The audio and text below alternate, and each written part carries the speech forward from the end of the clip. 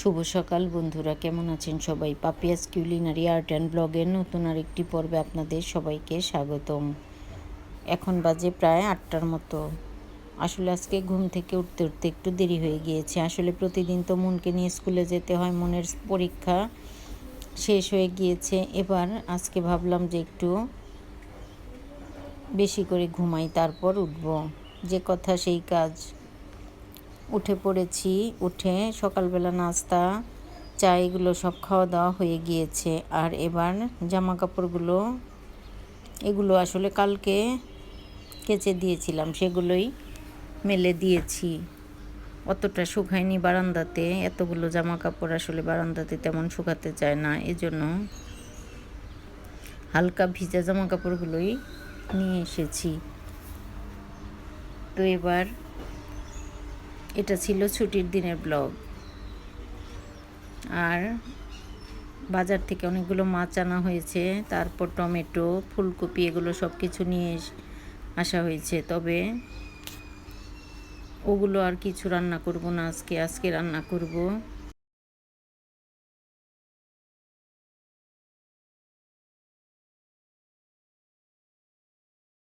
Chicken, মিষ্টি লাউ ভাজি।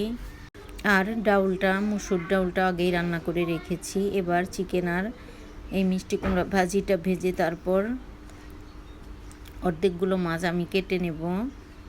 বাকি মাছগুলো আসলে খালাকে দিয়ে কাটাবো। তবে যেগুলো ফ্রিজে রাখা যায় সেগুলোই রাখবো। আজকে এনেছি ইলিশ মাছ রেখে দিয়েছি, আর তেলাপিয়া মাছ আর পুঁটি মাছ। তবে কয়েকটা পুঁটি মাছ ভেজেও দেব। আর মাছগুলো কাটবো, এজন্য একটু তাড়াহুড়ো করে রান্নাটা করছি, দুপুরে যাতে আসলে একটু খাওয়া যায়। তারপর তা না হলে মাছগুলো নষ্ট হয়ে যাবে। তবে মাছ কাটার পরে রান্না করতে করতে অনেকটা দেরি হয়ে যাবে। রান্নাটা শুরু করে দিয়েছি, চিকেনটা বসিয়ে দিলাম, খুব তাড়াতাড়ি রান্নাও হয়ে যাবে।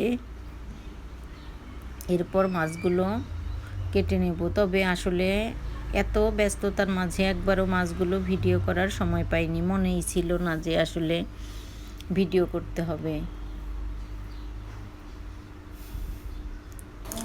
ছুটির দিন মানে অনেক ব্যস্ততা আসলে, এই জন্য মাথায় অনেক সময় অনেক কিছু ধরতেও চায় না।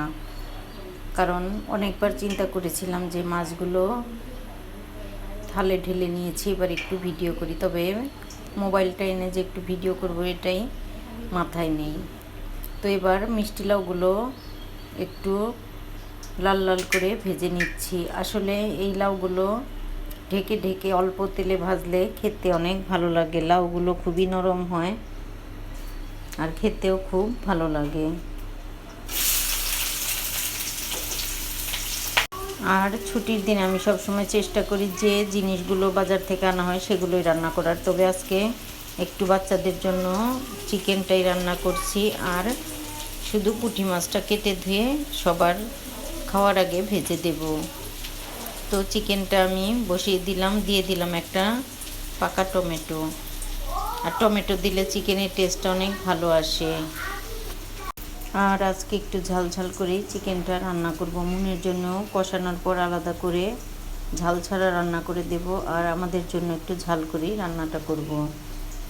আসলে ইদানিং চিকেনটা তেমন একটা বেশি খাওয়া হয় না, খুব অল্প চিকেন খাওয়া হচ্ছে। মাছটাও খুব কম খাচ্ছি, মাছ মাংসে মোটেও রুচি পাচ্ছি না। এজন্য অনেক দিন পর পরই আসলে রান্নাটা করা হচ্ছে। তবে আজকে দেখি ঝাল করে রান্না করে খেতে কেমন লাগে। আর অনেকটা মরিচ গুঁড়া দিয়েছি, আর আমার রান্নাটা প্রায় হয়েও গিয়েছে। আর মুনের জন্য ঝাল ছাড়া বসিয়ে দিয়েছি, মুনেরটাও প্রায় হবে। এবার গরম মশলা গুঁড়ো দিয়ে চুলাটা বন্ধ করে দিলাম। আসলে মরিচ গুঁড়া দিলে চিকেনের কালারটা অনেক সুন্দর আসে। তবে সব সময় আসলে অনেক বেশি মরিচ গুঁড়া দিয়ে রান্না করা হয় না, ঝাল করে রান্না করলে আসলে আমার কাছে একটু খেতে ভালো লাগে। তো এবার বিকেলবেলা রান্না শেষ করে তারপর পুঁটি মাছগুলো কেটেছি, তেলাপিয়াও কয়েকটা কেটে নিয়েছি। পুঁটি মাছগুলো খাওয়ার আগে ভেজে ভাত খাওয়া হয়ে গিয়েছে, স্নানও হয়ে গিয়েছে। এবার স্নান খাওয়া দাওয়া করে অনেকটা সময় রেস্ট নিয়ে চলে এসেছিলাম ছাদে। আর ছাদ থেকে বাসায় এসেছি, এবার রাতে মনে হলো যে একটু ভর্তা করি। আসলে চিকেন দিয়ে খেয়েছি, তবে মনে হচ্ছে একটু ভর্তা হলে ভালো লাগতো। এজন্য রসুন আর মরিচ দিয়ে আজকে একটু ভর্তা করব, রসুনের ভর্তা। আর যে কোনো ভর্তা ঝাল ঝাল হলেই খেতে ভালো লাগে। আর যেহেতু ভর্তা মন খেতে পারে না, এজন্য ভর্তা করলে ঝাল করেই করি। আর ওর জন্য একটু আলাদা করে তারপরও রেখে দিই, যদিও খায়। ধনেপাতার ভর্তা ওর খুবই পছন্দ। আর মন বাইরে গিয়েছিল ওর বাপির সাথে, এবার কতগুলো চকলেট নিয়ে এসেছে, আর এই চকলেটটা তার খুব পছন্দ। আর চকলেট নিয়ে এসে আমাকে ডাকাডাকি শুরু করে দিয়েছে। তো ভর্তা বানানো বাদ দিয়ে এবার চলে আসলাম মনের চকলেট দেখার জন্য। আর মনের এই চকলেটটা খুবই পছন্দের, খুব মজা করে খাচ্ছে। তো এবার আবার বাটাবাটিতে চলে এসেছি। এই ভর্তাটা করে আসলে রাতের জন্য ভাতটাও বসিয়ে দিব। আসলে অনেক ঝাল হয়েছিল ভর্তাটার, খেতে হয়েছিল ভীষণ মজার। আজকে চিকেনটাও রান্না করেছিলাম অনেক ঝাল করে, আর ভর্তাটাও বেটেছি অনেক ঝাল করে।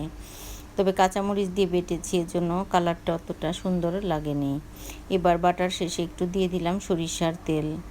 সরিষার তেল দিয়ে মেখে ভর্তাটা রেখে পাটায় কয়েকটা ভাত মেখে দুপুরের ঠান্ডা ভাত একটু মেখে খেয়ে নেব। গরম ভাতের সাথে অন্যরকম টেস্ট, তবে ঠান্ডা ভাত দিয়েও ভালো লাগে।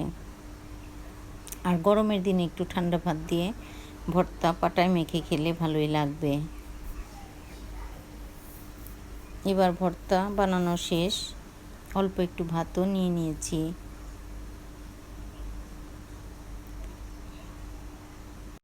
ভর্তা আমার খুবই পছন্দ, আর ভর্তা দিয়ে ভাত খেতে এতটাই ভালো লাগে যে এখন ভর্তা দিয়ে ভাত মাখা দেখে জিভে জল চলে আসলো। ভয়েস দিতে বসেছি তো ভর্তা দেখে জিভে জল চলে আসলো। তো মনের জন্য এবার ঝাল ছাড়া ভর্তা রেখে দিয়েছি, আর বাকিটা ঝাল করে বেটে নিয়েছি। তো বন্ধুরা, আমার আজকের এই ভিডিওটা কেমন লাগলো অবশ্যই জানাবেন। আজ এ পর্যন্তই, দেখা হবে নতুন কোনো